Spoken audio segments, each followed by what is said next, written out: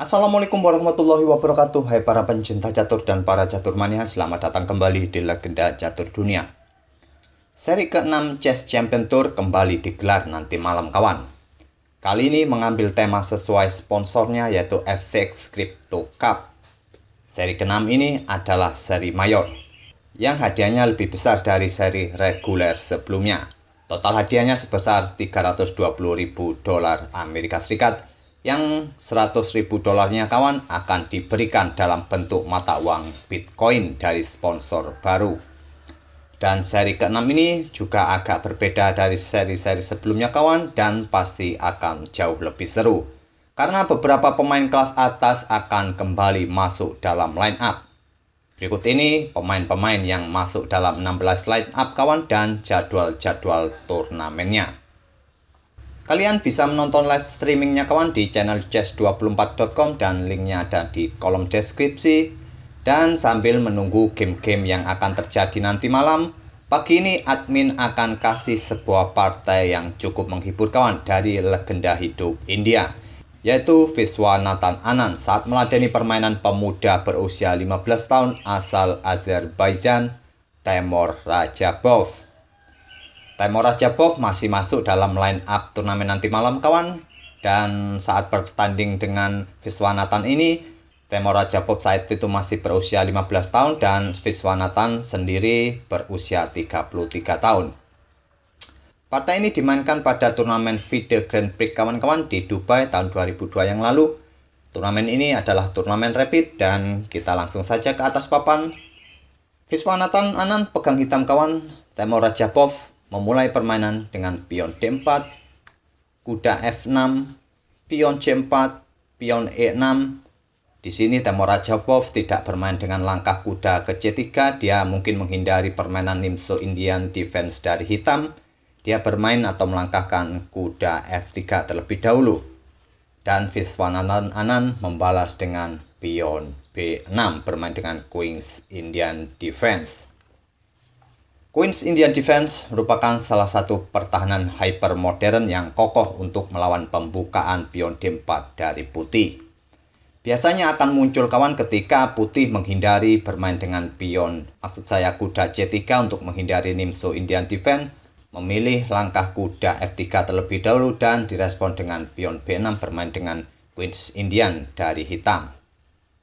Dan perlu diketahui juga bahwa pertahanan Queen's Indian Defense dan pertahanan Nimzo Indian Defense merupakan saudara kawan, satu penemu dari Aron Nimzowitsch, seorang master catur asal Rusia atau Uni Soviet saat itu. Dan ide utama dari permainan Queen's Indian Defense dari hitam ini kawan, hitam menyiapkan gajah Viacentonya di B7 untuk mengontrol diagonal panjang ini, juga untuk membantu kontrol pada petak pusat ini kawan. Nantinya hitam akan memberikan serangan balik dengan para pion C atau pion D di petak pusat nantinya. Dan permainan berlanjut oleh Temur Rajabov, bermain dengan pion A3, mengontrol petak B4, gajah B7, kuda C3, sekarang pion D5. Lihatlah, hitam mulai memberikan serangan di petak pusat. Tantangan diterima, pion pukul pion dipukul balik menggunakan kuda, putih melanjutkan dengan menteri C2. Kuda pukul kuda lanjut Viswanathan Anand dipukul balik menggunakan pion. Sekarang kuda D7 lanjut Viswanathan Anand melanjutkan pengembangan perwiranya. Pion E4 lanjut Rajabov kawan ingin mengontrol petak-petak pusat ini. Gajah hitam E7 persiapan untuk rokade pendek. Gajah putih D3 juga mempersiapkan rokade pendek. Sekarang pion C5 kembali memberikan serangan di petak pusat. Putih rokade, hitam rokade, dan putih melanjutkan dengan langkah pengembangan gajah B2.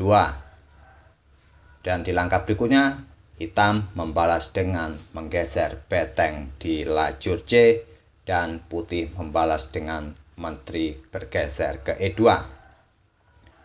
Sampai langkah ke-13 ini kawan, terlihat diagram masih cukup seimbang. Di langkah berikutnya ini, Viswanathan Anand mulai menunjukkan inisiatifnya bermain dengan pion C4, membuat langkah pengorbanan sementara mengorbankan pionnya. Diterima, gajah pukul pion dan gajah hitam pukul pion E4. Kembali menawarkan pertukaran gajah peta terang. Jika putih menerima tantangan pertukaran gajah ini kawan dengan menteri pukul gajah hitam di peta E4, hitam akan pukul gajah putih dengan beteng. Variasi ini akan sama saja kawan bagi putih. Putih akan mempunyai pion lemah yaitu pion backward di peta C3 ini, yang akan menjadi target empuk di langkah-langkah berikutnya bagi hitam. Pada posisi seperti ini tadi, Raja Bob memilih menolak pertukaran gajah peta terang. Dia ingin tetap mempunyai gajahnya kawan, dia menempatkan gajahnya di peta A6 menyerang beteng. Anan melanjutkan langkah gajah pukul kuda mengancam menteri, dipukul balik oleh menteri putih, dan Anan menggeser betengnya naik ke C7 menghindari ancaman dari gajah putih. Selanjutnya, Raja Bob menggeser beteng A ke D1. Gajah hitam naik ke D6 memberikan tekanan pion H2. Gajah putih kembali turun ke D3 memberikan tekanan bagi pion H7. Lihatlah kawan, dua gajah putih ini sedang mengincar langsung ke arah Raja Hitam. Tentu dengan adanya kedua gajah yang langsung mengarah ke Raja Hitam ini kawan, putih sedikit unggul daripada hitam. Permainan berlanjut, pion B5 lanjut Viswanathan Anand mencoba memberikan kontrol bagi peta C3 agar pion ini tidak didorong maju ke depan kawan, dan sepertinya langkah pion B5 ini merupakan langkah pengorbanan, tapi pengorbanan tidak diterima oleh Raja Bob. Padahal langkah gajah pukul pion ini bisa saja dilakukan oleh putih untuk mendapatkan keunggulan satu pion sementara. Walaupun hitam melanjutkan dengan langkah menteri B8 menusuk kedua gajah ini kawan, setelah pion C4 lanjut putih, mungkin hitam akan melanjutkan dengan pion A6, putih bisa melanjutkan pukul kuda D7. Dan mungkin hitam akan membalas dengan langkah ini kawan, dan variasi ini pun nantinya akan juga memberikan keseimbangan permainan. Jumlah pion masih tetap sama pada posisi ini kawan, tapi putih diuntungkan dengan adanya pion pusat di lajur C dan di lajur D ini. Di langkah berikutnya, pion D ini bisa didorong maju ke peta D5.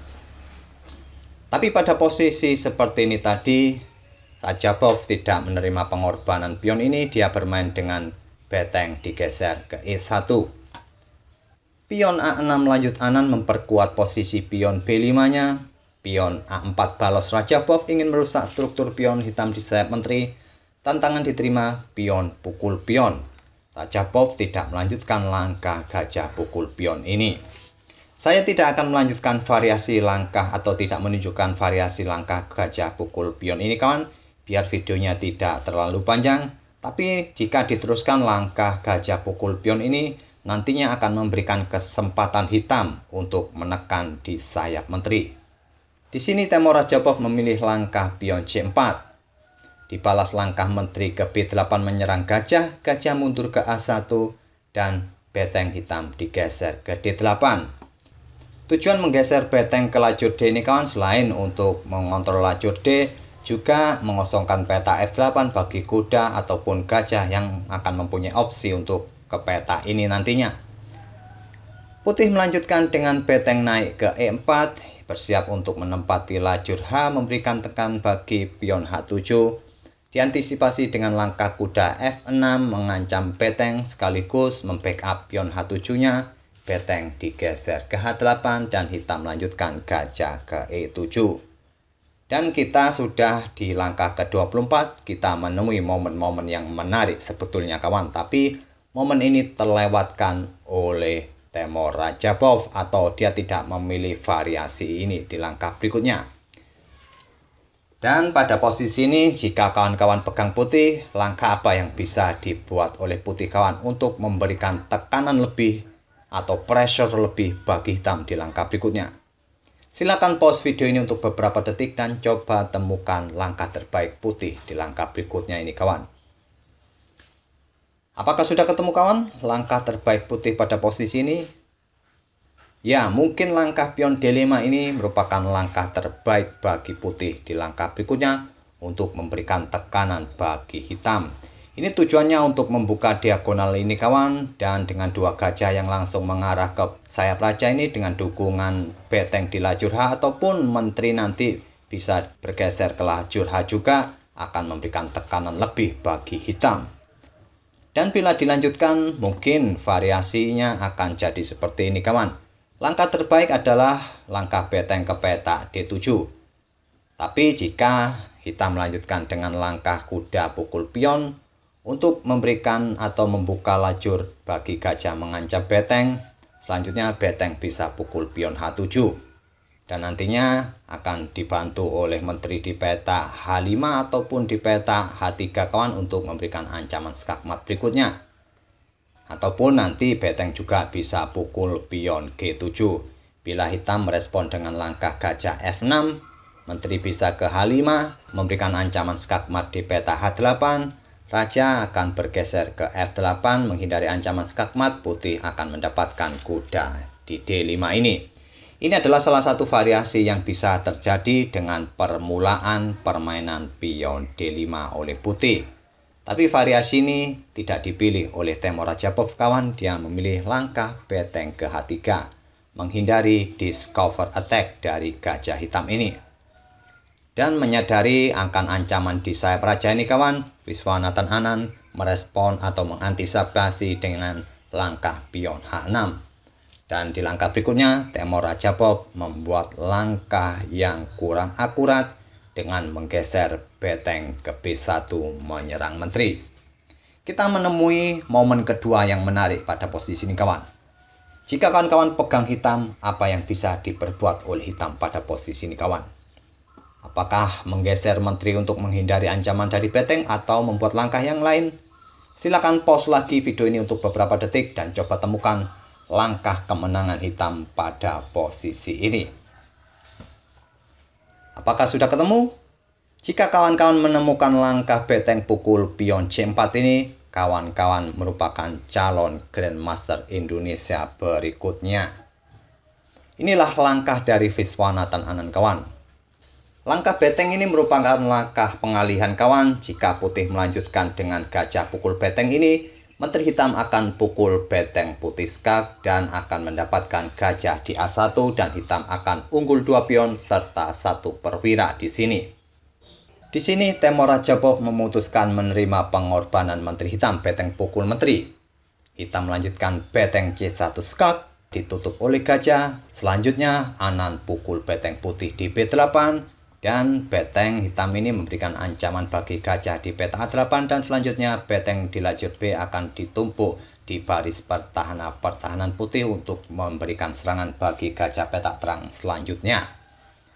Gajah peta gelap naik ke C3, beteng ke B1 memberikan ancaman bagi gajah putih, di backup oleh menteri di D3, pion A3 segera promosi menteri, putih melanjutkan pukul pion A6.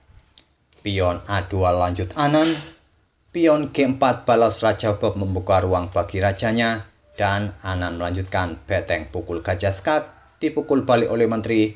Anand tidak melanjutkan langkah pukul menteri.